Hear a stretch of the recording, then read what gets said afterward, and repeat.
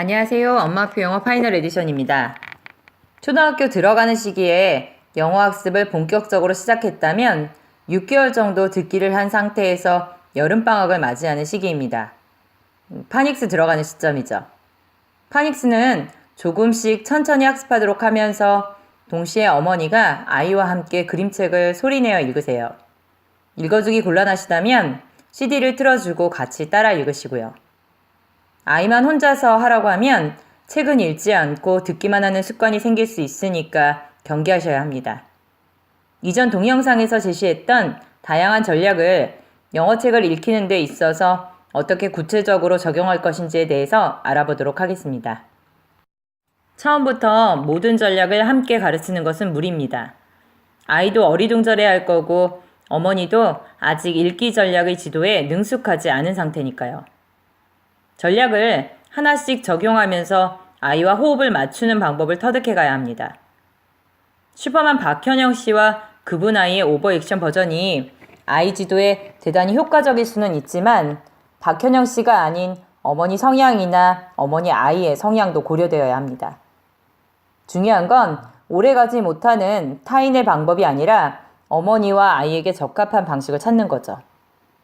그리고 함께 호흡하면서 읽기 전략을 터득해 나가는 겁니다. 자분자분히 이야기하는 방식일 수도 있고 이야기의 느낌에 따라서 어떤 날은 업되는 분위기를 만들어서 읽을 수도 있고요. 어머니의 역할이 주도적이지 않은 방식을 취할 수도 있을 거예요. 한번 생각해 보세요. 예측하기 전략이 먼저 도입되는 것이 적합할 거예요. 책을 읽히기 전에 손쉽게 할 수 있는 활동이니까요. 우선 백지에 여러 개의 원을 그립니다. 그리고 그 원들의 안에 표지에 있는 사파나 문자들을 적어보는 거죠. 책의 제목, 또 그림에 나오는 동물이나 물건들을 적어보는 거죠. 그리고 그렇게 적은 단어들을 가지고 무슨 이야기가 전개될 것인지에 대해서 한국어로 아이와 브레인스토밍을 하세요. 아이는 이 과정에서 자신이 기존에 알고 있는 지식이나 경험들을 생각해낼 거예요. 어머니가 제시하는 아이디어들과 책 표지상의 새로운 정보도 받아들이게 되고요. 새로이 받아들인 정보들은 아이가 가진 기존의 지식과 경험에 엉겨붙어서 그 덩어리가 점차 커지게 될 거예요.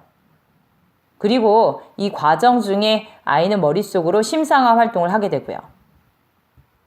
예측하기 활동이 끝날 즈음에서 어머니가 마지막으로 아이에게 던질 말은 예측한 대로 이야기가 전개되는지 알아보자입니다. 필딩 등은 단지 예측하기 활동만을 하기보다는 예측의 근거를 묻고 예측이 들어맞았는지를 확인함으로써 아이들의 읽기에 대한 흥미와 이해도를 높일 수 있다고 합니다. 점검의 기회를 줌으로써 아이는 단순히 예측하는 것을 넘어서 문제의식을 가지고 책의 내용에 접근해 들어가게 되는 거죠.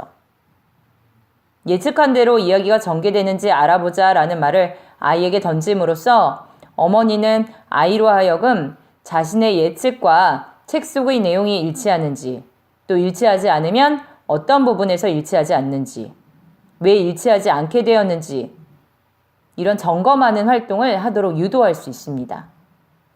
예측하기는 다른 어떤 독서 전략보다도 중요한 활동이에요.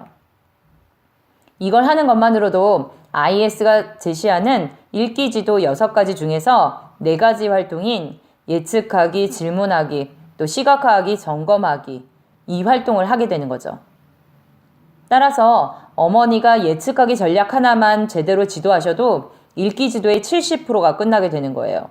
엄청나죠? 너무 바빠서 아이 영어 공부를 챙기지 못하는 날에는 아이에게 무작정 영어 그림책 2권을 읽으라고 하기보다는 이런 방법을 이용해 보세요. 아이가 있는 집이라면 저녁 식사는 거를 수 없잖아요. 식사 준비하면서 아이로 하여금 집에 있는 영어 그림책 중에서 하나를 골라오도록 하는 거예요. 식탁에 앉히고 한국어로 예측을 해보라고 합니다. 어머니도 아이디어를 제시하시고요. 예측하라는 것에 아이는 부담을 느끼지는 않을 거예요. 너무 상상의 나래를 많이 펼쳐서 문제지요. 예측한 뒤에 그림도 그리라고 하세요. 자신의 생각을 시각화하는 활동을 하는 거죠. 아이가 그림을 그린 후에 그림에 대한 설명을 시작할 때쯤이면 식사 준비는 다 되셨을 거예요. 식사 중에 아이로부터 그림 설명을 듣고 아이의 예측을 매끄럽게 하는 보충 질문을 몇 가지 하면 식사 마치실 거예요. 설거지는 잠시 뒤로 미뤄두시고요. 책을 함께 읽으시면 됩니다. 어머니 시간이 많이 절약되고 아이와 필요한 대화는 충분히 하게 되는 거죠. 유명인사의 집안에서 식사 시간에 이런저런 사회적 이슈들에 대한 토론을 많이 한다고 합니다. 아이 교육에 대단히 좋다고 하던데 읽을 책의 내용을 예측하는 대화가 식사 시간에 이루어진다면 사회적 이슈들에 대한 토론만큼이나 아이들 교육에 좋을 거란 생각이 듭니다. 아이로 하여금 책을 읽기 전에 예측하는 활동을 지속적으로 하게 하면 아이가 자연스럽게 책을 읽는 중에도 예측하는 활동을 수행합니다. 다음 페이지를 예측하는 거죠. 다음 이야기를 맞추는 재미도 느껴가면서요. 수동적인 독자가 능동적인 독자가 되는 과정이라는 생각이 듭니다. 예측하는 습관이 정착되면 질문하기 전략을 사용해야 하는데요. 많은 경우에 아이들은 누가 시키지 않아도 질문을 합니다. 책을 읽어주는 동안 자기적인 질문을 매 페이지마다 하기보다는 책을 읽기 전에 아이가 예측한 것이 잘 맞아 들어가는지에 대해서 확인하는 대화를 하는 것이 좋습니다. 아이는 자신의 생각이 맞았는지 아닌지를 점검하면서 책 속에 빠져들어가는 거죠. 질문과 관련해서 더 말씀드리면 책을 읽는 동안 이야기하기를 좋아하는 아이들은 많은 질문을 할 거고 그렇지 않은 아이들은 질문 없이 책을 읽어나갈 거예요. 성미가 급해서 책 초반부에 모든 걸 알고 가려는 성급한 아이에게는 더 읽어나갈 것을 권하는 것이 좋습니다.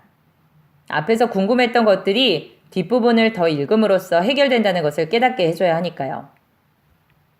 너무 질문이 없는 아이에게는 예측이 맞아 들어가는지를 확인하는 질문을 하세요. 아이는 자연스럽게 대화에 참여하고 자신의 짐작이 맞았는지 또 틀렸는지, 틀렸으면 뭐가 틀렸고 왜 틀렸는지를 생각하게 됩니다. 아이가 원하지 않는데 끊임없이 자기적인 질문을 계속한다면 아이는 책에 대한 흥미를 잃을 거예요. 아이가 책 읽는 중에 질문과 대답하기를 싫어하는 징표가 나타나면 읽는 중에는 굳이 질문하지 마세요. 대개의 경우에 책을 다 읽고 난 후에 줄거리를 말하도록 하면 어머니는 아이가 이해한 것과 이해하지 못한 것을 파악하게 될 거고요. 이 과정에서 이해하지 못한 부분의 이해를 돕기 위해서 더 많은 대화를 하면 됩니다. 아이가 책의 내용을 100% 이해하기를 바라는 것은 과욕이에요. 성인이라면 그림책 작가의 의도를 100% 이해하게 될까요? 대인은 아이가 자신이 목적한 바를 달성할 정도의 충분한 이해를 이야기합니다. 그림책을 통해서 아이가 목적하는 바는 이야기의 전체적인 흐름을 알게 되어 즐거움을 얻는 것일 거예요. 이 목적을 달성할 정도로 충분한 이해가 이루어졌다면 그것으로 족하다는 거죠. 너무 100%에 집착하지 마세요. 1학년부터 시작하셨으면 충분히 일찍 영어학습을 시작하신 거니까요. 내용이 긴 관계로 2편과 3편으로 나누었어요. 다음 동영상은 영어 그림책 읽기 전략의 구체적인 적용 2편에서 계속됩니다. 도움이 되셨다면 좋아요, 구독 감사합니다.